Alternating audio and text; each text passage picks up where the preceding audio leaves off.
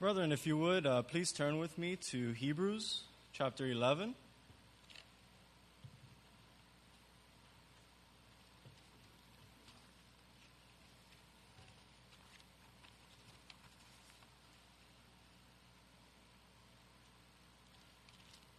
Hebrews chapter 11, and please keep your places there. We're going to read a few verses from there as we go along.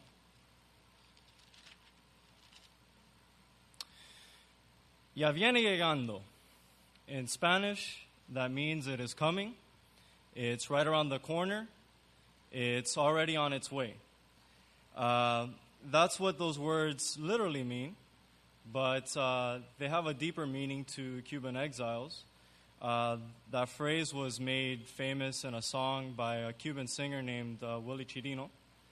And that song captures the struggle that many Cubans went through trying to escape a tyrannical government in Cuba and find freedom here in the United States.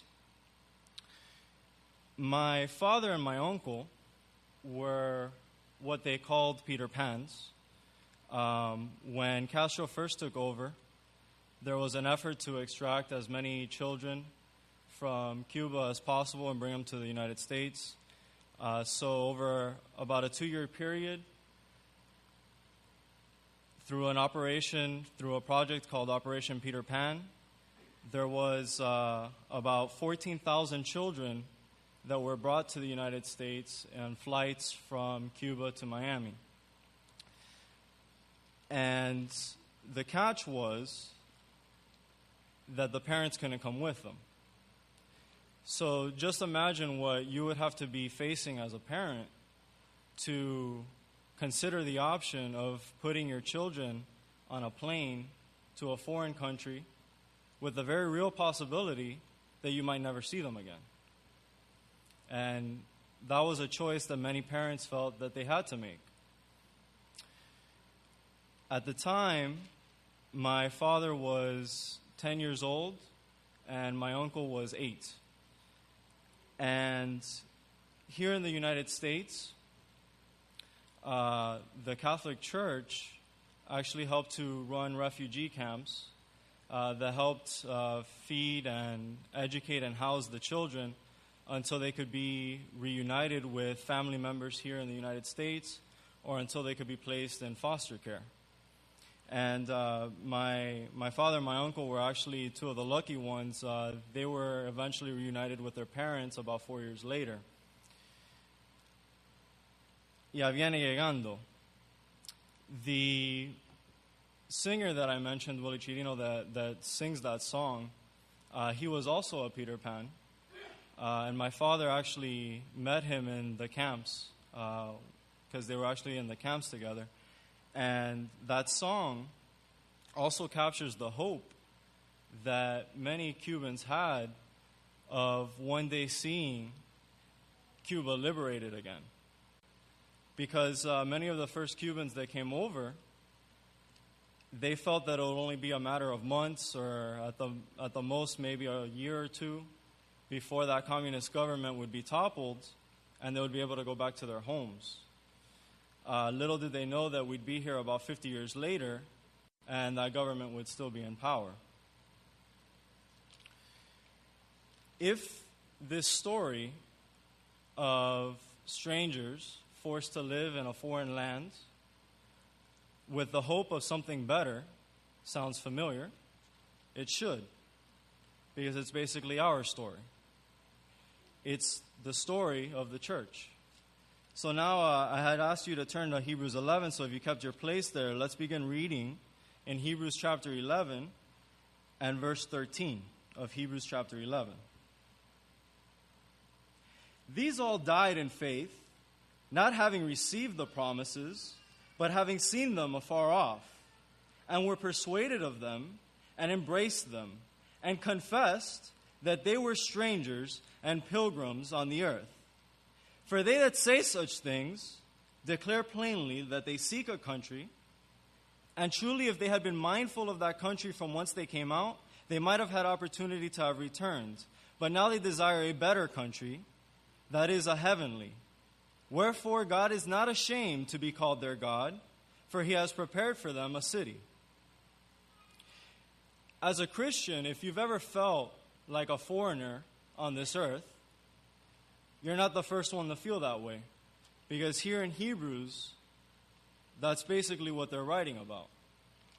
And that's basically what this Feast of Tabernacles is all about.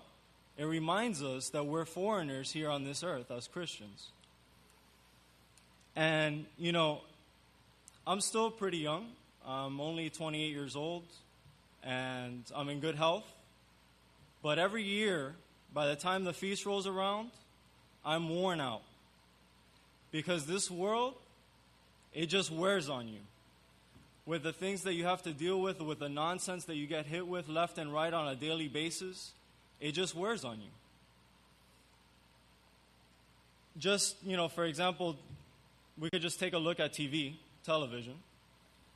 If it wasn't, you know, I watch sports, and from time to time I'll watch the news, but if it wasn't for that, I might as well throw my TV out the window because there's nothing but garbage on TV. You know, you're not going to find things like I Love Lucy or Happy Days or even shows that were around when I was growing up, things like The Cosby Show or Family Matters. You're not going to find shows like that anymore. Instead, what you find are shows like the show that was announced over and over again during the Olympics. I think it's called The New Normal. And if that's not a statement on where we've come as a society, I don't know what is, because I believe that show is about two homosexuals having a child through a surrogate mother. It's called The New Normal. And that's what passes for television today. Ya viene llegando. And you know, parents, they can't send their children to public schools and expect them to be taught about the Bible anymore. A book that had such a profound influence on the founding of this country that you would expect it would at least be taught from a historical perspective at the very least. But instead they teach kids Greek and Roman mythology as if that's somehow more important than the Bible. And they'll teach them that they evolved from some form of ape ancestor and that their lives are meaningless because everything has come about by mere chance. And then people are shocked, completely shocked, when they see video. I don't know if any of you saw this, when they see video of middle school children on a school bus bringing an elderly woman to tears, verbally assaulting her, cursing at her, telling her that she should kill herself. But, you know, if we're going to tell children that they're animals, we shouldn't be surprised when they begin behaving like animals. Ya viene llegando. And, you know, nobody you meet really gets, as far as young people that you meet, nobody really gets married anymore. Everybody that you meet has been living with their boyfriend or girlfriend, and they think you're nuts. They think you're absolutely out of your mind if you're thinking about getting married to somebody without first living with them. Because their logic is that would be like buying a car without test driving it first. That's the logic that they use. But you see, what I think is nuts, what I think is crazy, what's really insane, is sharing your privacy, sharing your personal finances, sharing your home with someone that's made no commitment to you whatsoever. But this world calls evil good and good evil. And then, you know, when you show them the statistics that marriages between couples that didn't live together, or marriages between couples that did live together before they were married, end in divorce at a much higher rate than marriages between couples that didn't live together before they were married, they look at you like you just showed them that pigs can fly. They can't comprehend that. because they've been told something so radically different by this world their entire lives that when they're faced with those kind of statistics, it doesn't make sense to them. And that's the world we're living in. Ya viene llegando. And people have no shame anymore. You know, people, they get drunk in public, and instead of having some kind of shame, they'll go and they'll post it on Facebook. You know, and they're proud of it. They brag about it.